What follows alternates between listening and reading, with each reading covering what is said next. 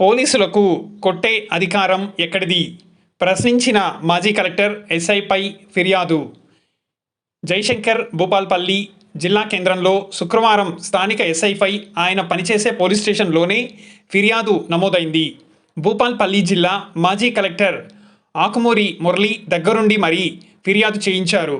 ఫిర్యాదులో వివరాల ప్రకారం జిల్లా కేంద్రంలో కూనారపు భిక్షపతి అనే యువకుడు రాంగ్ రూట్లో ద్విచక్ర వాహనాన్ని నడుపుతుండగా స్థానిక ఎస్ఐ రామకృష్ణ అతన్ని ఆపి లాఠీతో కొట్టారు.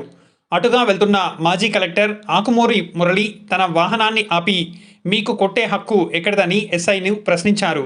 ఆ యువకుడికి సారీ చెప్పాలని డిమాండ్ చేశారు. యువకుడికి సారీ చెప్పి ఎస్ఐ వెళ్ళిపోయారు. అనంతరం అక్కడి నుంచి యువకుడితో నేరుగా పోలీస్ స్టేషన్కు వెళ్ళి ఎస్ఐపై ఆకుమూరి మురళి ఫిర్యాదు చేయించారు.